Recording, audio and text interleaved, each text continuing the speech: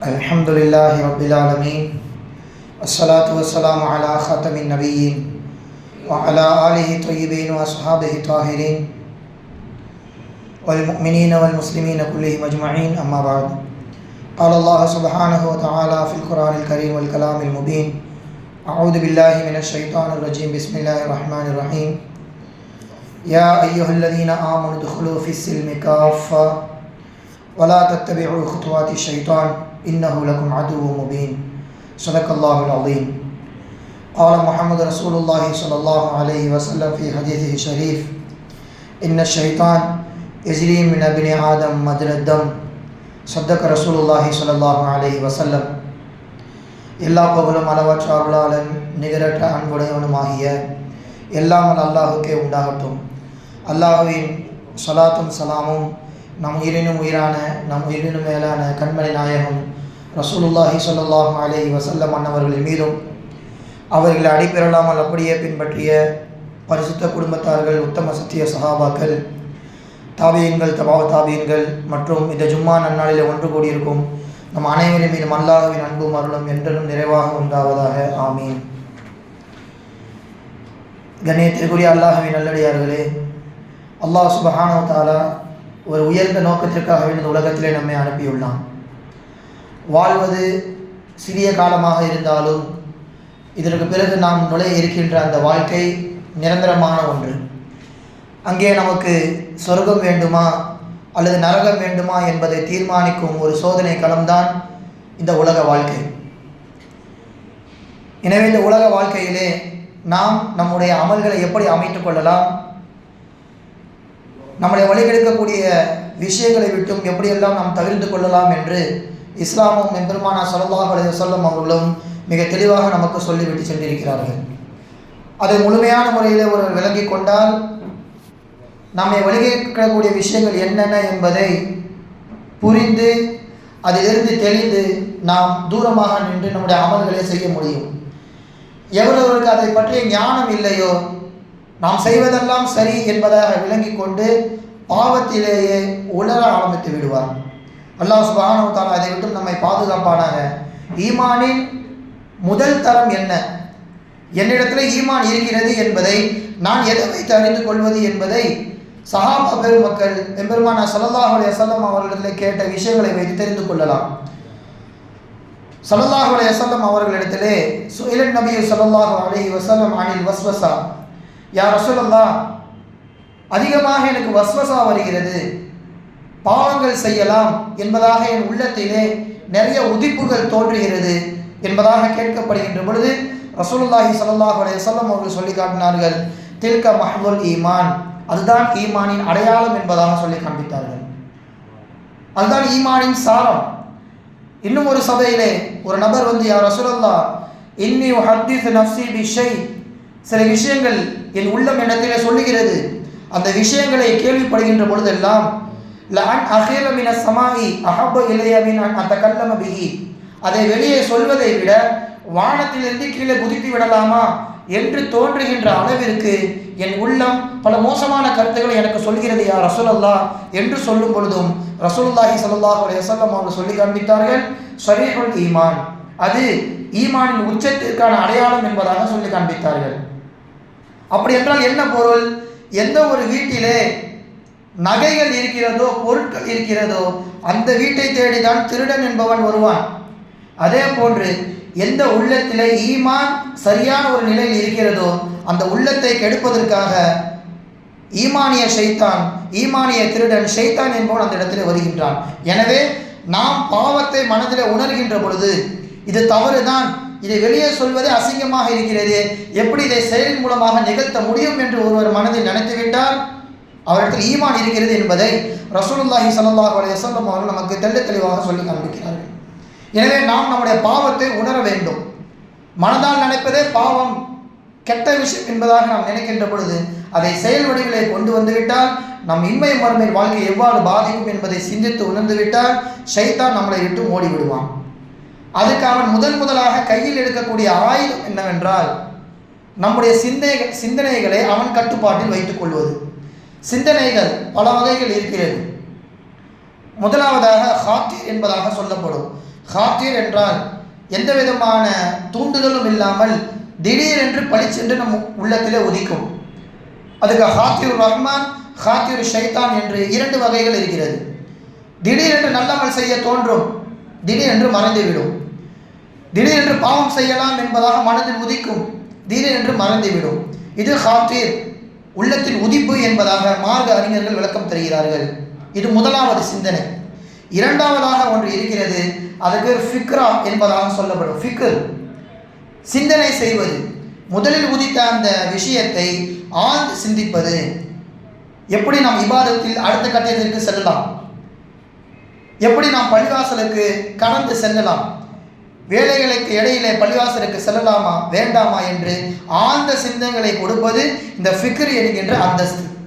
மறுபக்கம் பாவம் செய்யலாம், செய்ய வேண்டும் என்ற உதிப்பு வந்து மறைந்துவிடும். பிறகு மீண்டும் அந்த சிந்தனையை நாம் யோசித்து பார்க்க அதை செயல் வடிவிலே கொண்டு வருவதுதான் இந்த ஃபிக்ரா என்கின்ற இரண்டாவது அந்தஸ்து. அதனால் தான் குர்ஆனில் அல்லாஹ் சுப்ஹானஹு வ தஆலா நீங்கள் ஃபிக்ர் செய்யுங்கள் என்பதாக சொல்கின்றான். இன்ன ஃபீ ஹல்கி ஸமாவாதி வல் அர்தி வக்திலாஃபில் லைலி வன் நஹாரி லஆயாத்தின் லிஉலில் அல்பாப். வானம் பூமியில் ஏற்படுகின்ற மாற்றங்களை குறித்து சிந்தித்து பாருங்கள் என்று அல்லாஹ் தஆலா சொல்லும் பொழுது லஅல்லஹும் யதஃபக்கரூன், அவர்கள் சிந்திக்க வேண்டாமா என்று அல்லாஹ் தஆலா பயன்படுத்துவான். எனவே ஃபிக்ர் என்கின்ற அந்த விஷயத்தை நாம் நல்ல காரியங்களுக்கு பயன்படுத்த வேண்டும். இது இரண்டாவது தரம். மூன்றாவதாக அசீமா, நல்லதோ கெட்டதோ இரண்டில் எதை செய்ய வேண்டும் என்று முடிவு செய்துவிட்டால் அது அசீமத்துல் கல், உள்ளம் உறுதியாக இதை முடிவு செய்து விட்டது என்பதாக பொருள். நாம் இந்த இடத்தில் வருகின்ற பொழுதுதான் ஷைத்தானையே நினைத்து பார்க்கின்றோம்.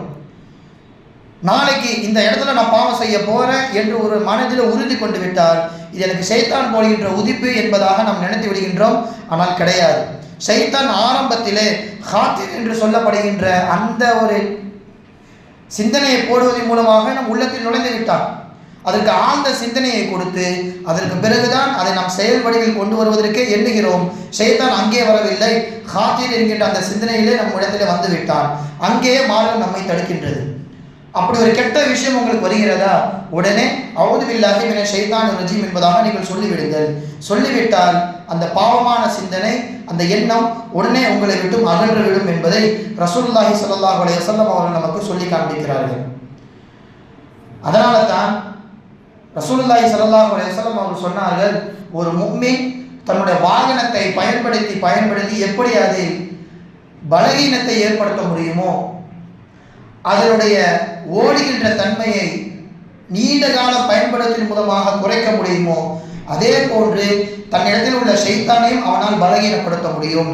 இன்னல் முஃமின் ல யும்லி ஷயாத்தீனஹு கமா யும்லி அஹதுக்கும் பஈரஹு ஃபி ஸஃபர். பயணத்திற்காக வேண்டி நீங்கள் பயன்படுத்துகின்ற வாகனத்தை பயன்படுத்த எப்படி நீங்கள் அதை பலகீனப்படுத்தி விடுகின்றீர்களோ, உங்களின் ஈமானின் மூலமாக ஒரு முஃமின் கட்டாயம் ஷைத்தானை பலகீனப்படுத்த முடியும் என்பதாக சொல்லி காண்பிக்கிறார்கள். அவனை பலகீனப்படுத்தக்கூடிய செயல் என்ன? அந்த எண்ணம் உதிக்கின்ற பொழுது அஊது பில்லாஹி மினஷ் ஷைத்தானிர் ரஜீம் என்பதாக சொல்லி விலகிவிட வேண்டும். அதற்கு மீண்டும் சிந்தனையை கொடுத்து அதை செயல் வடிவில் கொண்டு வருகின்ற பொழுதுதான் ஷைத்தான் பலம் பெறுகின்றான். அது வரைக்கும் நம்மிடத்தில் அந்த சிந்தனைகளை அவன் கொடுத்து கொண்டே இருக்கின்றான். இந்த இப்லீஸின் பிரதானமான வேலை என்ன? முதல் இவனை குறித்து நாம் சிந்தித்து உணர வேண்டும். யார் இந்த இப்லீஸ்? இப்லீஸை பொறுத்த வரைக்கும் ஒருபோதும் அவன் அல்லாஹ்விற்கு ஷிர்க் வைத்ததே கிடையாது. அல்லாஹ்வை அவன் நிராகரித்ததே கிடையாது. அவனுடைய ஹக்கிலே அவனை பொறுத்த வரைக்கும் அல்லாஹு தஆலாவை முழுமையாக நம்பிக்கொண்டிருக்கிறான். அவனை பொறுத்த வரைக்கும் இந்த மனித இனம் வந்ததனால்தான் நான் அல்லாஹ்வை விட்டு தூரமாகினேன், மனிதனை வழிகெடுக்க வேண்டும், மனிதனை அல்லாஹ்வை விட்டு பிரிக்க வேண்டும் என்று மனிதனின் மீது குரோதம் கொள்கிறானே தவிர்த்து அல்லாஹ்வின் மீது ஒருபோதும் அவன் கோபமும் கொள்ளவில்லை, அல்லாஹ்விற்கு மாறும் செய்ய மாட்டான். சொல்ல போனால் இன்றளவுக்கும் கூட அவன் அல்லாஹ்விற்கு சஜிதாவும் செய்து கொண்டிருக்கிறான் என்பது வரலாற்றின் மூலமாக நாம் தெரிகின்ற விஷயம். அவன் அல்லாஹ்வை மறுக்கவில்லை, மனித இனத்தின் மூலமாக நாம் தூரமாக விட்டேமே என்று அந்த காழ்ப்புணர்ச்சியின் காரணமாக மனிதனை அவன் என்ன செய்கின்றான்? வழிகெடுத்து கொண்டே இருக்கின்றான். அதனால தான் உலகம் ஆரம்பத்திலிருந்து உலகம் அழிகின்ற வரைக்கும் இன்றளவும் அவன் உயிரோடு இருந்து கொண்டு மனிதர்களை வழிகெடுத்து கொண்டே இருக்கின்றான். அவனுடைய சக்தி, அவனுடைய அனுபவம் என்பது ரொம்ப பழமை வாய்ந்தது. பல நபிமார்களை கண்டுள்ளான், பல இறை நேசர்களை கண்டுள்ளான், சஹாபாக்களை கண்டுள்ளார். அத்தனை நபர்களையும் தாண்டி நம்மை போன்ற சாதாரண மனிதர்களை வழிகெடுப்பது என்பது ஷைத்தானுக்கு மிகவும் சுலபம். ஒரு சொடக்கு போடுற நேரத்தில் நம்ம அசால்ட்டாக காஃபிராக்கிட்டு போயிடுவான். அப்போ அவனுடைய அனுபவத்தை நாம் புரிந்து உணர வேண்டும். இரண்டாவது, அவன் நபிமார்களையும் ஏற்றுக்கொள்கின்றான், அவருடைய வேதங்களையும் ஏற்றுக்கொள்கின்றான், மறுமை நாளையும் ஏற்றுக்கொள்கின்றான், சொர்க்கம் நரகம் எல்லாம் அவனுக்கு இருப்பது தெரியும். நம்மை ஏற்க விடாமல் தடுப்பான். மூன்றாவது, அவனிடத்தில் இருக்கின்ற அந்த கல்வி ஞானத்திற்கு உலகத்தில் யாரும் ஈடாக மாட்டார்கள். அவனை குறித்து கிதாபுகளில் பதிவு செய்யப்படுகிறது, லவ்கான ஃபில் இல்மி தூன துகா ஷர்ஃபுன், இரையச்சம் இல்லாத கல்வி மட்டுமே போதும் என்று ஒரு வாசகத்தை யாரேனும் முன்வைத்தால், இரையச்சம் இல்லாமல் கல்வி மட்டுமே ஒருவனுக்கு போதும் என்று யாரேனும் ஒருவர் சொன்னால், லகான அஷ்ரஃப் ஹல்கில்லாஹி இப்லீஸ், இந்த உலகத்திலேயே அல்லாஹ்வின் படைப்பினத்தில் மிகவும் சிறந்தவன் இப்லீஸாக மாறிவிடுவான் என்று சொல்லி காண்பித்தார்கள். கல்வி இருக்க வேண்டும், அதனோடு இரையச்சமும் இருக்க வேண்டும். இரையச்சமின்றி கல்வி மட்டுமே போதும் என்பதாக ஒரு வாதத்தை வைத்தால், உலகிலே மிகவும் கல்வி கொடுக்கப்பட்ட சிறந்தவன் இப்லீஸை தவிர்த்து யாரும் கிடையாது. அப்படி ஒரு கல்வி ஞானம் கொடுக்கப்பட்டும் கல்வியை சரியான முறையில் பயன்படுத்தாமல் மக்களை வழிகெடுக்கக்கூடிய ஒரு மாபாதக செயலிலே ஷைத்தான் ஈடுபட்டு கொண்டே இருக்கின்றான். அதற்காக வேண்டிதான் ஷைத்தானை நாம் முதலில் புரிந்து கொள்ள வேண்டும். நாம் எப்படி அவனிடத்திலிருந்து நம்மை தற்காத்துக் கொள்வது? அவன் முதலில் நம் இடத்திலே நுழைவது ஆரம்பத்தில் சொன்னதை போன்று அந்த ஹாத்தீர் என்கின்ற எண்ணத்தின் மூலமாகத்தான். பளிச்சென்று நம்ம உள்ளத்திலே ஒரு எண்ணம் குதிக்கும், உடனே அவுது பில்லாஹி மினஷ் ஷைத்தானிர் சொல்லிவிட வேண்டும். அதற்கு பிறகு அதில் ஆழ்ந்த சிந்தனையை வரவிடாமல் அல்லாஹ் நம்மை பாதுகாப்பான். எவரொரு அதிலே அதிகமான ஈடுபாடோடு சிந்தித்துக் கொண்டே இருக்கிறாரோ அவர் செயல் வடிவிலே அந்த செயலை செய்ய ஆரம்பித்து விடுகிறார். ஷைத்தான் அவன் தலைமை பீடத்தில் இருக்கின்றான். அவனுக்கு கீழே பல பிரிவுகளில் ஷைத்தான்கள் வேலை செய்து கொண்டிருக்கிறார்கள், இப்லீஸ்கள் வேலை செய்து கொண்டிருக்கிறார்கள். அதில் ஹன்னாஸ் என்கின்ற ஒருவன் மக்களை அல்லாஹ்வின் நினைவை விட்டு திருப்பக்கூடிய பணியை செய்பவன். வல்ஹான் என்கின்ற ஒரு ஷைத்தான் ஒழுவிலே குழப்பத்தை ஏற்படுத்துபவன். 3 செய்து சரியாக முடிந்திருப்போம், இன்னும் கொஞ்சம் செய்யலாம், ஒருவேளை நனையாமல் போயிருந்தால் என்ன செய்வது என்பதாக ஒளிவிலே எண்ணிக்கை அதிகமாக காண்பிப்பவன் வல்ஹான் என்பவன். மூன்றாவது, தொழுகையிலே எத்தனை ரக்காத்துகள் தொழுதோம், ஃபாத்திஹா சூரா ஓதனமா இல்லையா, ஃபத்திஹா ஓதனமா இல்லையா என்ற குழப்பத்தை தொழுகையில் ஏற்படுத்தக்கூடியவன் ஹின்சப் என்பதாக அவனுக்கு சொல்லப்படும். ஒரு சஹாபி இதே போன்ற ஒரு விஷயத்தை முறையிடுகிறார்கள், அதாக ஹின்சப், அவன் ஹின்சப் என்கின்ற ஷைத்தான். அது போன்ற ஒரு சூழ்நிலை உங்களுக்கு தொழுகையில் ஏற்படுகின்றது என்றால் இடதுபுறமாக நீங்கள் திரும்பி 3 முறை துப்பிவிட்டு அவுது பில்லாஹி மினஷ் ஷைத்தானிர் ரஜீம் ஓதிக்கொள்ளுங்கள் என்பதாக சொல்வார்கள். அப்போ ஷைத்தான் நம்மளை வழிகெடுப்பதற்கு பிரிவுகளாக பிரிந்து நம்மை வழிகெடுக்கக்கூடிய வேலைகளை செய்து கொண்டே இருக்கிறான். முதலில் அவன் கை வைப்பது நம்முடைய உள்ளத்தை தான். அதனால தான் இந்த குர்ஆனில் பார்க்கணும், கடைசி சூரத்துன் நாஸிலே ஷைத்தானுடைய அந்த ஊசலாட்டங்களை குறித்து தான் அல்லாஹ் தஆலா சொல்கின்றான். சொல்வதற்கு முன்பாக முன்னால் சொல்லப்பட்ட வசனத்தை நீங்கள் கவனியுங்கள். குல் அஊது பிரப்பின் நாஸ், மலிக்கின் நாஸ், இலாஹின் நாஸ். 3 முறை அல்லாஹ்வை குறித்து நாம் பேசுகின்றோம். மக்களின் இறைவனாகிய அல்லாஹ்விடத்தில் பாதுகாப்பு தேடுகின்றேன், மக்களின் அரசனான அல்லாஹ்விடத்தில் பாதுகாப்பு தேடுகின்றேன், மக்களின் ஏக இறைவனாகிய அல்லாஹ்விடத்தில் பாதுகாப்பு தேடுகிறேன் என்று 3 முறை பாதுகாப்பு தேடிவிட்டு பிறகுதான் அல்லதி யுவஸ்விசு ஃபீ சுதூரின் நாஸ், மனிதனின் உள்ளத்திலே குழப்பத்தை ஏற்படுத்தக்கூடிய ஹன்னாஸ் என்கின்ற அந்த ஷைத்தானை விட்டும் நான் பாதுகாப்பு தேடுகிறேன் என்பதாக முன்வைக்கிறோம். அந்த அளவிற்கு ஷைத்தானோட ஊசலாட்டங்கள் அதிகம், அல்லாஹ்விட அதிக பாதுகாப்பு தேட வேண்டும் என்பதை இந்த வசனத்தின் மூலமாக அல்லாஹ் தஆலா நமக்கு சொல்லி காண்பிக்கின்றோம். அதில் முன்னுள்ள அத்தியாயத்தை பாருங்கள், சூரத்துல் ஃபலக்.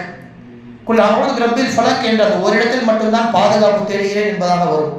அதற்கு பிறகு தொடர்ந்தால் போல் மின் ஷர்ரி மா ஹலக், அல்லாஹ்வின் படைப்பினங்களிலிருந்து நான் பாதுகாப்பு தேடுகிறேன், இரவுகளின் சூழ்களில் இருந்து நான் பாதுகாப்பு தேடுகின்றேன், பொறாமைகளில் இருந்து பாதுகாப்பு தேடுகிறேன். இதுவெல்லாம் சாதாரணமான விஷயம், இதுவெல்லாம் பெரிய விஷயம் கிடையாது. அதனால் இங்கே ஒரு இடத்தில் அல்லாஹ்விடத்தில் நாம் பாதுகாப்பு தேடுகின்றோம். ஷைத்தான ஊசலாட்டங்கள் என்று வருகின்ற பொழுது 3 முறை பாதுகாப்பு தேடிவிட்டு அல்லாஹ்விடத்தில் உதவி தேடுகின்றோம். எனவே கண்ணியத்திற்குரியவர்களே, இந்த இடத்தில் அல்லாஹ் தஆலா நமக்கு புரிய வைத்து விட்டான் ஷைத்தான் எவ்வளவு மோசமானவன் என்று. வரலாற்றில் எத்தனை நபர்களை எல்லாம் வழிகெடுத்திருக்கிறான். அவன் வழிகெடுத்ததை போன்று நம் சிந்தனைக்கு இது போன்றெல்லாம் வழிகெடுக்க முடியுமா என்று யாராலும் நினைத்து பார்க்க முடியாது.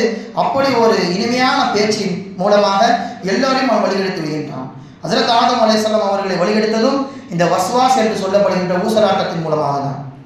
வஸ்வஸ இலைஹி ஷைத்தான், ஷைத்தான் ஹஸரத் ஆதம் அலைஹிஸ்ஸலாம் அவர்களை ஊசலாட்டத்தை ஏற்படுத்தினார். யா ஆதம் ஹல் அதுல்லுக அலா ஷஜரத்தில் ஹுல்த் வ முல்கின் லா யப்லா. முதலில் அவன் அல்லாஹ் சொன்ன வார்த்தையை மாற்றி அமைக்கின்றான். என்ன சொல்கின்றான்? ஆதம் அலைஹிஸ்ஸலாம் அவர்களே, நீங்கள் இந்த மரத்தை நெருங்காதீர்கள் என்பதாக அல்லாஹ் தஆலா சொல்லிவிட்டான். இவன் ஆசையை தூண்டும் விதமாக ஆதம் அலைஹிஸ்ஸலாம் அவரிடத்தில் சென்று என்ன சொன்னான்? உங்களுக்கு ஷஜரத்துல் ஹுல்த், நிரந்தரமாக உங்களை இங்கே தங்க வைக்கக்கூடிய மரத்தை பற்றி உங்களுக்கு சொல்லட்டுமா? அதுதான் இந்த மரம். அல்லாஹ் உங்களை தடுத்து சாப்பிட வேண்டாம் என்று சொன்னானே, இந்த மரம் உங்களை நிரந்தரமாக இங்கே வைத்து விடும் என்று ஆசை வார்த்தைகளை மனதிலே போடுகின்றான். ஷஜரத்துல் ஹுல்த் வ முல்கின் லா யப்லா, என்றென்றும் நிரந்தரமாக நீங்கள் சொர்க்கத்தில் இருக்க வேண்டுமானாலும் இந்த மரத்தை நீங்கள் சாப்பிட வேண்டும் என்று மரத்திற்கு ஒரு பெயரை சூட்டி அந்த இடத்திலே மனதிலே ஊசலாட்டத்தை போடுகின்றான். அதற்கு ஏற்றார் போல அவ்விருவரும் சாப்பிடுகின்றார்கள், உலகத்தில் அனுப்பப்படுகின்றார்கள். அப்ப ஷைத்தான் இருப்பதை மாற்றி நம் உள்ளத்திலே அழகாக காண்பிப்பான். இது ஷைத்தானுடைய முதல் ஒரு அடி, முதல் ஸ்டெப். இப்படிதான் செய்வாங்க. எந்த ஒரு விஷயத்தையுமே நேரடியா இது தவறு என்பதாக நமக்கு மத்தியிலே தெரியாது, முதலில் அது அலங்காரமாக ஷைத்தான் காண்பிப்பான். ஃபிரௌனுடைய வாழ்க்கையிலும் சரி, அபூஜஹலுடைய வாழ்க்கையிலும் சரி, தான் செய்வது சரி என்பதை அழகிய தோற்றத்தோடு அவனுக்கு ஷைத்தான் காண்பித்தான். எனவே தான் இந்த உலகத்திலே மோசமானவர்கள் என்ற பட்டியலில் ஃபிரௌனும் அதற்கு அடுத்த அந்தஸ்தில் அபூஜஹலும் இருக்கிறார்கள். நாம் கடைசி மூச்சை இழுத்து விடுகின்ற வரைக்கும் ஷைத்தானுடைய ஊசலாட்டங்கள் நமக்கு மத்தியில் இருந்து கொண்டே இருக்கும். ஏன்னா அவனை விட அல்லாஹ் நம்மளை மேம்படுத்தி வைத்துள்ளான். வலகத் கர்ரம்னா பனி ஆதம் என்பதாக அல்லாஹ் சொல்லிவிட்டானே. நாம் மனித சமூகத்தை மேம்படுத்தி வைத்துள்ளோம், பயங்கரமான சங்கை செய்து வைத்துள்ளோம் என்ற வாசகம் ஷைத்தானுக்கு பிடிக்கவில்லை. அதனால் வரைக்கும் அல்லாஹ்வுக்கு நெருக்கமாக இருந்த நாம் இந்த மனித சமூகம் வந்தவுடன் தூரமாகி விட்டோமே, சும்மா விட்டு விடக்கூடாது என்று அந்த கங்கணத்தோடு அவன் ஆரம்பித்த செயல் கியாமத் நாள் வரைக்கும் நீண்டு கொண்டே செல்லும். அல்லாஹ் ஆதம் அலைஹிஸ்ஸலாம் அவங்களை படித்து ஒரு இடத்துல சாட்சி வச்சிருக்கிறான். மலக்குமார்கள் எல்லாம் அல்லாஹ்வின் படைப்பை குறித்து அங்கே பேசி சிலாகித்துக் கொண்டிருக்கிறார்கள். அப்போ அங்கே மலக்குமார்கள் உஸ்தாதா இருந்தது ஷைத்தான் தான். ஷைத்தான் வருகிறான். வந்தவுடன் புகையாக மாறி களிமண்ணால் படைக்கப்பட்டிருந்த ஆதம் அலைஹிஸ்ஸலாம் அவர்களின் மூக்கு துவாரம் வழியாக சென்று வயிறுக்குள்ள எல்லாம் சுற்றி பார்த்துவிட்டு காது வழியாக வெளியே வருகிறான். வெளியே வந்து ஒரு அல்லாஹ்வின் படைப்பை குறித்து அந்த இடத்துல அவன் சொன்ன வார்த்தையை கவனிக்க வேண்டும். லஃபிர்து பிஹி, இது சாதாரண ஒரு படைப்பு, இவரை விட நான் எல்லா காரியத்திலுமே ஜெயித்திடுவேன், என்னை போன்ற சக்தி வாய்ந்தவர் இவர் கிடையாது. லஃபிர்து பிஹி, இவரை நான் ஜெயித்து விட்டேன். ஹல்குல்லா யதமாலக், ஒருபோதும் சக்தியே இல்லாத ஒரு ஜடம்தான் இது, ஆசைகளை கட்டுப்படுத்தி கொள்ளாது, என்னை விட சக்தியில் குறைந்தது இது என்று சொன்ன வார்த்தையை இமாம் திருப்பி ரஹ்மஹுல்லாஹ் அவர்கள் ஹதீஸ் ஷரீஃபிலே பதிவு செய்கிறார்கள். அப்போ அல்லாஹ் உயிர் கொடுக்கவே இல்லை, உயிர் கொடுப்பதற்கு முன்பாக அதன் மீது ஒரு குறை ஷைத்தான் முதல் எடுத்து வைக்கின்ற வாதகம். பிறகு உயிர் கொடுத்தோடு அல்லாஹ் தஆலா சஜ்தா செய்ய சொன்னால் அவன் எந்த நிலைக்கு தள்ளப்படுவான். அதனால்தான் பெருமை கொண்டான், அதனால்தான் செய்ய மாட்டேன் என்பதாக மறுத்துவிட்டான். கியாமத் நாள் வரைக்கும் மல்ஊன், சபிக்கப்பட்டவன் என்கின்ற அந்தஸ்தை பெற்றும் கூட ஒருபோதும் அவன் திரும்பவில்லை. ஈசா அலைஹிஸ்ஸலாம் அவங்க ஒவ்வொரு தடவையும் அவனை பார்க்கும்போது சொல்லுவாங்க, நீ செய்கின்ற செயலை விட்டுவிடு, அல்லாஹ் சொல்கின்ற அந்த காரியத்தை மட்டும் நீ செய்து விட்டால் உனக்கான பாவ மன்னிப்பு கிடைக்குமே, எல்லோரும் சொர்க்கத்திற்கு சென்று விடலாமே என்று ஈசா அலைஹிஸ்ஸலாம் அவங்க உபதேசம் செய்ய, சரி நான் மனசு திருந்திடுறேன், என்ன செய்யணும் நீங்கள் அல்லாஹ் கிட்ட கேட்டு சொல்லுங்க. சந்தோஷத்தோட ஈசா அலைஹிஸ்ஸலாம் அவங்க அல்லாஹ் கிட்ட கேட்குறாங்க, அல்லாஹ் ஷைத்தான் திருந்தி விடுவதாக சொல்லிவிடுகிறான், அவனுக்கு ஒரு வாய்ப்பு கொடு என்பதாக கேட்கிறார்கள். அல்லாஹ் அப்பையும் சொன்னான், ஆதம் அலைஹிஸ்ஸலாம் அவனுக்கு சஜ்தா செய்து விட்டால் நான் பாவத்தை மன்னித்து விடுகின்றேன். ஆதம் அலைஹிஸ்ஸலாம் அவங்க கபரை காமிச்சு, நீ இந்த கபருக்கு மட்டும் சஜ்தா செய், அல்லாஹ் தஆலா உன் பாவத்தை மன்னித்து விடுவதாக சொல்லிவிட்டான் என்று சொன்னவுடன் பின்னங்கால் பித்தட்டில் அடிக்கவாறு தட்டிக்கொண்டே அவன் ஓடிக்கொண்டே சொல்லி செல்கின்றான். அவர் உயிரோடு இருக்கும் பொழுதே நான் சஜ்தா செய்யவில்லை, அவர் மண்ணறைக்கு சென்று நான் சஜ்தா செய்வானா, ஒருபோதும் செய்ய மாட்டேன் என்பதாக ஓடிவிடுகின்றான். அந்த அளவிற்கு கசாவத்துல் கல், ஒருபோதும் அல்லாஹ்விற்கு கட்டுப்பட மாட்டேன் என்பதாக அவன் மறுத்துவிட்டான். அதனால் தான் இன்று அளவுக்கும் கூட மனித சமூகத்தை கெடுப்பதில் மிக தீராத ஒரு பகையோடு இருக்கின்றான். ஹசன் பஸ்ரி ரஹ்மத்துல்லாஹி அவரிடத்தில் ஒருவர் கேட்பார், நாம் எப்போது ராகத் அடைவது, நமக்கான ராகத் எப்போது? மௌத்து தான் உங்களுக்கான ராகத். நீங்கள் உயிரோடு இருக்கின்ற வரைக்கும் உங்களுக்கு ஷைத்தான் ஏதேனும் தொந்தரவு கொடுத்து கொண்டே இருப்பான். ஏன்னா அவன் ராகத்தோடு இல்லை, அவன் தன்னுடைய ராகத்தை இழந்து உங்களை கெடுப்பதற்காக வேண்டி முயற்சி செய்து கொண்டிருக்கிறான். நீங்கள் ராகத்தை எதிர்பார்க்கலாமா? உலகத்தில் கஷ்டப்படுங்கள். இபாதத்திற்காக வேண்டி உங்களை நீங்கள் முன்னுக்கு கொண்டு வாருங்கள். ஒருபோதும் ஷைத்தானை சந்தோஷப்படுத்திவிட்டு நீங்கள் மறுமை நாளிலே வாழ்க்கையை பாலெடுத்துக் கொள்ள வேண்டாம் என்பதாக ஹசன் பஸ்ரி ரஹிமஹுல்லாஹ் அவர்கள் சொல்லி காண்பிப்பார்கள். கண்ணியத்திற்குரியவர்களே, ஷைத்தான் மனிதர்களை வடிவமைப்பதிலே உள்ளத்தை முதலே கையகப்படுத்துகின்றான். இரண்டாவது, அதை அழகாக காண்பிக்கின்றான். மூன்றாவது, சில நேரங்களில் நல்லதையும் நமக்கு செய்வான். ஒரு நல்லதை கொடுத்து அதன் மூலமாக பலவிதமான தீமைகளை நம்மின் மூலமாகவே ஷைத்தான் என்பவன் எதிர்பார்ப்பான் என்பதை நாம் வரலாற்றின் மூலமாக தெரிந்து கொள்ளலாம். அபூ ஹனீஃபா ரஹிமஹுல்லாஹ் அவர்களிடத்தில் ஒருவர் இமாம் அவர்களே, நான் என்னுடைய செல்வத்தை ஒரு இடத்துல புதைத்து வைத்தேன் பாதுகாப்பிற்காக வேண்டி. அந்த காலத்தில் இப்போ உள்ள பேங்க் மாதிரிலாம் இருக்காது. புதைத்து வைத்தேன், இடம் எனக்கு மறந்து போய்விட்டது. அந்த இடத்தை எவ்வளவோ நான் சிந்தித்து பார்த்தும் எனக்கு தெரியவில்லை. ஒரு வழி சொல்லுங்கள் என்பதாக கேட்கும் பொழுது, உங்கள் மறைவுக்கு நான் எப்படி வழி சொல்வது? இருப்பினும் இன்ஷா அல்லாஹ் ஒரு முறையை நான் உங்களுக்கு சொல்லித்தரேன், அது மூலமாக கண்டிப்பாக உங்களுக்கு வழி பிறக்கும் என்பதாக சொல்லி, நீங்கள் இஷா தொழுகை முடித்தவுடன் சாப்பிட்டு எல்லா வேலையும் செய்தவுடன் தொழுக ஆரம்பித்து விடுங்கள். இரவு தொழுகையில நீங்கள் ஈடுபடுங்கள். எது வரைக்கும்? ஃபஜ்ருடைய நேரம் வருகின்ற வரைக்கும் தொழுகையில் நீங்கள் ஈடுபட்டு கொண்டே இருங்கள் என்பதாக சொல்லி அனுப்பிவிடுகிறார் இமாம் அவர்கள். அவரும் சென்று தொழுகிறார். தொழுது கொண்டே இருக்கின்ற பொழுது இடையிலேயே எங்கே புதைத்தோம் என்கின்ற இடம் ஞாபகம் வந்து விடுகிறது. தொழுகையை முடித்தவுடன் சென்று விடுகிறார். சென்று அந்த இடத்தை தோண்டி பார்க்கிறார். அந்த பணப்பை இருக்கிறது. அடுத்த நாள் ஃபஜ்ருடைய நேரம், ஃபஜ்ர் தொழுது முடித்த பிறகு இமாம் அவர்களிடத்திலே அந்த நபர் சொல்கின்றார், சொன்ன மாதிரியே நான் அந்த பணப்பையை கண்டுபிடிச்சிட்டேன். அங்கே அபூ ஹனீஃபா ரஹிமஹுல்லாஹ் அவங்க சொன்ன முதல் வார்த்தை, இரவு முழுக்க முதல்ல தொழுதீங்க நீங்கள்? நான் உங்களை இரவு முழுக்க தொழுத சொன்னேன், தொழுதீங்களா? இல்லை, தொழுதுகிட்டே இருக்கும் போது எனக்கு தொழுகையில் அந்த ஞாபகம் வந்துச்சு. எனவே தொழுகையை முடிச்சு விட்டுட்டு அந்த பணப்பையை நான் எடுத்துட்டேன். அங்கே அபூ ஹனீஃபா ரஹிமஹுல்லாஹ் அவங்க சொன்ன வார்த்தை இதுதான், உங்களை நான் தொழுக சொன்னேன், ஆனால் ஷைத்தான் உங்களை தொழுக விட மாட்டான்னு தெரியும். அதனால தான் தொழுகைக்கு இடையிலே நீங்கள் மறந்த விஷயத்தை தொழுகைக்கு இடையில உங்களுக்கு ஞாபகப்படுத்திட்டான். நீங்கள் பணத்தை நோக்கி போனீங்க, இரவு முழுக்க தொழுகை வேண்டிய தொழுகையை விட்டுட்டீங்க. அபூ ஹனீஃபா ரஹிமஹுல்லாஹ் அவர்கள் சொல்லி காண்பிக்கிறார்கள், அலிம்து அன்ன ஷைத்தான் லை யத்ருக துஸல்லி, இரவு முழுக்க தொழுகுவதை ஷைத்தான் ஒருபோதும் விரும்ப மாட்டான். அதனால்தான் வஸயஷ்கிலுக பிததக்குரில் மால் அன் ஸலாத்திக, தொழுகையிலேயே உங்களுக்கு அந்த சிந்தனையை கொடுத்து உங்களை வேறு திசை பக்கம் திருப்பி விட்டால் அல்லாஹ்வை நீங்கள் மறந்து விட்டீர்கள் என்று சொல்லி காண்பிக்கிறார்கள் அபூ ஹனீஃபா ரஹிமஹுல்லாஹ் அவர்கள். நல்லது தானே, நமக்கு தேவையான தரசு கிடைத்து விட்டது. மறுபக்கம் அவன் என்ன நாடினான்? தொழுகையை விட்டுவிட வேண்டும் நாடினான், ஜெயித்து விட்டான். நாம் இது போன்று ஒவ்வொரு காரியத்திலும் நினைத்து பார்த்தால் ஷைத்தானுடைய ஊசலாட்டங்கள் என்ன என்பதை தெரிந்து கொள்ளலாம். மிகப்பெரிய செல்வாக்கு பெற்ற ஒரு மனிதர், ஹஜ்ரத் ஈசா அலைஹிஸ்ஸலாம் அவர் காலத்திற்கு பிறகு வந்தவர், ஆன்மீகத்திலே சுமார் 70 வருடங்கள் அல்லாஹ் தஆலாவை வணங்குகிறார். அவரின் பகல் பொழுது முழுக்க நோன்பில் கழிந்தது. இரவு முழுக்க இபாதத்தில் ஈடுபடுவார். ஒரு ஊரிலே ஏற்படுகின்ற நல்ல காரியங்கள் கெட்ட காரியங்கள் அனைத்திற்கும் அவருடைய மஷூரின் அடிப்படையில் தான் நடக்கும். அப்படிப்பட்ட ஒரு ஆபித் ஒரு நாள் சரிந்து போகிறார், காஃபிராக மாறுகிறார். அவரை குறித்து குர்ஆனிலே வருகிறது, கமஸலி ஷைத்தான் இது காலலில் இன்சான் இக்ஃபுர், ஷைத்தான் ஒரு மனிதனிடம் சென்று நீங்கள் நிராகரித்து விடுங்கள், காஃபிராகி விடுங்கள் என்பதாக சொன்னார். ஃபலம்மா கஃபர, அவரும் காஃபிராகி விட்டார். ஷைத்தான் மீண்டும் சொல்கின்றான், இன்னி பரீஉம் மின்க இன்னி அகாஃபுல்லாஹ ரப்பல் ஆலமீன், எனக்கும் உனக்கும் சம்பந்தம் கிடையாது, நான் அல்லாஹ்வை பயப்படுகிறேன் என்பதாக கலன்று கொண்டான். இந்த ஷைத்தானை போன்றும் இந்த மனிதரை போன்று நீங்கள் இருந்து விடாதீர்கள் என்பதாக அல்லாஹ் தஆலா உபதேசம் செய்கின்றான். யார் அந்த நபர்? அவருக்கு பெயர் பர்ஷீசா என்பதாக சொல்லப்படும். அந்த பர்ஷீசா என்கின்ற நபர் தான் 70 வருடங்கள் அல்லாஹ் தஆலாவை வணங்குகிறார். அதே ஊரிலே வாழக்கூடிய 3 சகோதரர்கள், அவருக்கு ஒரு தங்கச்சியும் இருக்கிறார். அது போர்க்காலமாக இருந்ததின் காரணமாக இந்த 3 சகோதரர்களும் நம் சகோதரியை பாதுகாப்பான ஒரு இடத்தில் வைக்க வேண்டும், இந்த ஊரிலே யாரிடத்தில் நாம் சொல்வது என்று சொல்லும் பொழுது இன்னொரு சகோதரர் மஷூரா கொடுக்கிறார், பர்ஷீசாவிடம் நாம் சென்று ஒப்படைத்து விடலாம், அவர் இரையச்சம் மிக்கவர், நம்முடைய தங்கச்சியை கண்ணும் கருத்துமாக பார்த்துக் கொள்வார் என்று மஷூராவில் முடிவாகிறது.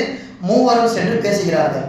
பர்ஷீசா அவர்களே, என் தங்கையை பார்த்துக் கொள்ளுங்கள், நாங்கள் போருக்காக வேண்டி வெளியே செல்கின்றோம். கடைசி வரை மறுத்துவிட்டார்.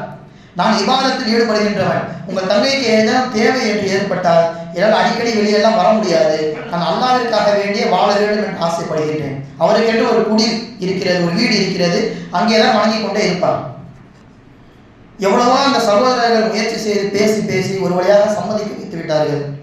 நீங்கள் உங்கள் வீட்டிலெல்லாம் வைத்துக் கொள்ள வேண்டாம், உங்கள் வீட்டிற்கு எதிரே ஒரு வீடு பிடித்து அங்கே என்னுடைய தங்கையை நாங்கள் வைத்துக் கொள்கின்றோம், உணவு மட்டும் நீங்கள் சாப்பிடுகின்ற உணவில் கொஞ்சம் கொடுத்து வாருங்கள் என்பதாக சகோதரர்கள் சொல்லி சென்று விட்டார்கள். இவரும் ஒவ்வொரு முறையும் இவர் சாப்பிடுகின்ற பொழுதெல்லாம் அந்த உணவை கொண்டு போய் வீட்டு வாசலை வைத்து கதவை தட்டிவிட்டு வந்து விடுவார். அந்த பெண்ணும் அந்த தங்கையும் கதவை திறந்து உணவை எடுத்து உள்ளே சென்றுவிடும். இப்படியே சில நாட்கள் கழிந்தது. இப்பதான் ஷைத்தான் பர்ஷிஷாவோட உள்ளத்திலே சிந்தனையை போடுகின்றான், ஊசலாட்டத்தை போடுகின்றான். நீங்கள் உணவு வைத்தால் மட்டும் போதுமா? அந்த பெண்ணுடைய உடல்நிலை எப்படி இருக்கிறது என்று தெரிய வேண்டாமா? நீங்கள் சலாம் சொல்லுங்கள். பதில் சலாம் திடகாத்திரமாக வந்தால் அந்த பெண் ஆரோக்கியமாக இருக்கிறாள் என்ற அர்த்தம். நலிந்த குரலோடு மெல்லிய குரலோடு சொல்கின்றது என்றால் அந்த பெண்ணுக்கு ஏதேனும் தேவை இருக்கிறது, உடம்பு சரியில்லாமல் போயிருக்கும் என்பதாக அர்த்தம் என்பதாக உள்ளத்தில் உதிக்கிறது. உணவை வைத்துவிட்டு அஸ்ஸலாமு அலைக்கும் என்பதாகவும் சொல்கிறார். உள்ளே இருந்து சலாம் வருகிறது. இப்படியே கொஞ்ச நாட்கள் போகின்றது. பிறகு நீங்கள் சாப்பாடை வெளியே வைத்துக் கொண்டு வருகின்றீர்களே, அந்த பெண்ணும் கதவை திறந்து வெளியே வருகிறார்களே, அந்நிய ஆண்கள் யாரேனும் பார்த்துவிட்டால் என்ன செய்வது? அதனால் கதவை திறந்து உள்ளே நீங்கள் வைத்து விடுங்கள், அந்த பெண் உள்ளிருந்தவாறு எடுத்து சென்று விடுமே என்பதாக சொல்கிறார்கள் என்பதாக உள்ளத்திலே உதிக்கின்றது. அதற்கும் இசைந்தவாறு பர்ஷிஷா அவர்கள் மீண்டும் அந்த காரியத்தில் ஈடுபடுகின்றார்கள். பேச்சும் தொடர்கிறது, சலாம் பேச்சாக மாறுகிறது. நாளடைவில் அந்த பேச்சு பார்த்து கொள்ள வேண்டும் என்கின்ற நிலைமைக்கு அவர்களை தழுகின்றது. இஸ்லாம் இருந்தால் ஆரம்பத்தில் தழுகின்றது, பேசாதீர்கள் என்று. அதில் மூசா அலைஹிஸ்ஸலாம் அவர்களும் கூட அல்லாஹ்விடத்தில் ஆரம்பத்தில் பேசினார்கள். பேசும் பொழுதுதான் அல்லாஹ்வை பார்க்க வேண்டும் என்று ஆசைப்பட்டார்கள். ரப்போடு பேசுகின்ற பொழுதே இந்த நிலைமை என்றால் நம்மை போன்ற சாதாரண மனிதர்களை கண்டிப்பாக இழுத்து செல்லும். அதனால் இஸ்லாம் ஆரம்பத்தில் பேச்சை தடுத்து விடுகின்றது. அவரும் என்ன செய்கிறார்? பேச்சை தொடர்கிறார், பார்த்துக் கொள்கிறார்கள். பழக்கம் ஏற்பட்டு விபச்சாரமும் செய்து விடுகின்றார்கள். அல்லாஹ் நம்மை பாதுகாப்பானாங்க. பிறகு மீண்டும் அவருடைய உள்ளத்திலே தோன்றுகின்றது, நம் பாதுகாப்பிலே கொடுத்த அந்த சகோதரர்கள் வந்தால் என்ன செய்வது? எனவே அந்த பெண்ணை நாம் கொன்று விடுவோம், அந்த பெண்ணை கொன்று அந்த வீட்டிற்கு பின்னாலே புதைத்து விடுவோம். சகோதரர்கள் வந்தால் வேறு கபரை காட்டிக்கொள்ளலாம் என்பதாக உள்ளத்தில் உதிக்கின்றது. ஆரம்பத்தில் ஆவிதாக இருந்தவர் விபச்சாராக மாறுகிறார், பிறகு கொலையாளியாக மாறுகிறார், கொன்றும் விட்டார். சகோதரர்கள் வருகிறார்கள், ஒரு கபரை கை காட்டி நீங்கள் வருவதற்குள் உடல்நலம் சரியில்லாமல் பெண்மணி இறந்து விட்டார் என்பதாக ஆறுதல் சொல்வதை போன்று இவர் நடிக்கிறார். சகோதரர்களும் சென்று விட்டார்கள். ஒவ்வொரு முறையும் ஒவ்வொரு நாளும் காலை வருகின்ற பொழுது அந்த கபரை அவர்கள் பார்த்து ஜியாரத் செய்வது வழக்கம். நாட்கள் கொஞ்சம் செல்ல செல்ல அந்த மூவருடைய கனவிலேயும் ஷைத்தான் வந்து பேசுகின்றான். நீங்கள் இது நாள் வரைக்கும் ஜியாரத் செய்து வருகின்றீர்கள், அந்த கபர் உங்கள் தங்கையுடைய கபர் கிடையாது. ஏனென்றால் பர்ஷிஷா என்பவர் உங்கள் தங்கையை ஏமாற்றி விபச்சாரம் செய்து கொலையும் செய்து விட்டார். நீங்கள் வேண்டுமானால் எந்த வீட்டிலே உங்கள் தங்கையை தங்க வைத்தீர்களோ அதற்கு பின்புறத்திலே சென்று பாருங்கள், கட்டாயமாக அங்கே உங்கள் தங்கையின் கபர் இருக்கும் என்பதாக சொல்லி காண்பிக்கிறார். அந்த கவனத்திலே ஷைத்தான் சொல்லுகிறான். மூவரும் அந்த சந்தேகத்தின் அடிப்படையிலே வெளியே சென்று அந்த வீட்டிற்கு பின்னால் சென்று தோண்டி பார்க்கிறார்கள். பெண்ணின் சடலம். வந்த கோபத்தோடு பர்ஷிஷாவை வெளியே இழுத்து போட்டு அடிக்கிறார்கள். அரசருக்கு முன்னிலையிலே கொண்டு சென்று நிறுத்துகிறார்கள். அரசரும் தூக்கு தண்டனையை அறிவித்து விட்டார். ஆரம்பத்தில் இபாதத்சாலியாக இருந்த அவர் கடைசியில் தூக்கு மேடைக்கு வந்து விட்டார். இங்கேயும் ஷைத்தான் வருகின்றான். ஷைத்தான் வந்து மனதில் ஊசலாட்டத்தை போடுகின்றான். இப்போதும் என்னால் உங்களை காப்பாற்ற முடியும், என் பேச்சை நீங்கள் கேட்டால் உங்களை நான் காப்பாற்றுகின்றேன், நான் என்ன செய்வது என்பதாக அவர் கேட்க, எனக்கு ஒரே ஒரு சஜிதாவை மட்டும் செய்யுங்கள். ஷைத்தான் மனதில் உதிப்பை போடுகின்றான். சில அறிவிப்புகளில் அவர் ஷைத்தானை பார்த்தார் என்பதாகவும் நாம் குர்துபி ரஹிமஹுல்லாஹ் அவர்கள் பதிவு செய்கின்றார்கள். ஷைத்தான் மனித ரூபத்திலே வந்து நான் உங்களுக்கு உதவி செய்கின்றேன், எனக்கு நீங்கள் ஒரே ஒரு சஜிதாவை மட்டும் செய்து விடுங்கள், இந்த மக்களிடமிருந்து உங்களை நான் பாதுகாக்கிறேன் என்பதாக ஷைத்தான் வாக்குறுதி கொடுத்தான். உயிருக்கு பயந்து அவரும் சஜிதா செய்துவிட்டார். தூக்கு மேடையிலும் அவருக்கு உறுதியாகிவிட்டது. ஷைத்தான் இப்போது சொன்னான், அதுதான் இந்த வசனமும் சொல்கின்றது, கமசலி ஷைத்தான், ஷைத்தானை போன்று. இது காலில் இன்சானிக் ஃபுர், அவன் ஒரு மனிதனை நோக்கி காஃபிராகிவிடு, சஜிதா செய் என்பதாக சொன்னான். அவர் சஜிதாவும் செய்தார், காஃபிராகி விட்டார். இறந்தவுடன் அவன் சொன்ன வார்த்தை, இன்னி பரியும் மின்க இன்னி அஹாஃபுல்லாஹ் ரப்பல் ஆலமீன், என் பேச்சை கேட்டு நீ எனக்கு கட்டுப்பட்டாயே, எனக்கும் உனக்கும் சம்பந்தம் கிடையாது, நான் உன்னிடத்திலிருந்து கலந்து கொண்டேன், நான் அல்லாஹ்வை பயப்படுகிறேன் என்பதாக ஷைத்தான் பின்வாங்கி விட்டான். அப்போ ஷைத்தானுடைய அடிச்சுவட்டை பின்பற்றினால் கடைசி நிலைமை இதுதான் ஆகும் என்பதை அல்லாஹ் நமக்கு இந்த வர்ஷிஷாவின் மூலமாக நமக்கு தெள்ள தெளிவாக சொல்லி காண்பிக்கிறான். குர்ஆன் நமக்கு சொல்வதும் அதுதானே, லா தத்தபிஉ குதுவாத்தி ஷைத்தான், ஷைத்தானுடைய அடிச்சுவட்டை அவன் காட்டுகின்ற அந்த ஒவ்வொரு ஸ்டெப்பையும் நீங்கள் பின்பற்றி செல்லாதீர்கள், சென்றால் உங்களுக்கு நரகம் நிச்சயம். இன்ன ஷைத்தான் லில் இன்சானி அதுவும் முபீன், ஷைத்தான் எப்போதும் மனிதனுக்கு விரோதி தான், ஒருபோதும் நல்லதை நினைக்கவே மாட்டான் என்று குர்ஆன் நமக்கு தெள்ள தெளிவாக சொல்லி காண்பித்து விட்டது. எல்லாம் அல்லாஹ் சுப்ஹானஹு வ தஆலா ஷைத்தானுடைய ஊசலாட்டங்களை விட்டு நம்மை பாதுகாப்பானாக. வாழும் காலம் முழுக்க நல்ல காரியங்கள் செய்து நல்ல காரியங்கள் மனதில் உதிக்கின்ற பொழுதே அதன் பக்கம் விரையக்கூடிய தௌஃபீகை அல்லாஹ் தஆலா வழங்கிடுவானாக. வ ஆகிரு தஅவானா அல்ஹம்துலில்லாஹி ரப்பில் ஆலமீன். அஸ்ஸலாமு அலைக்கும் வரஹ்மத்துல்லாஹி வபரகாத்துஹு.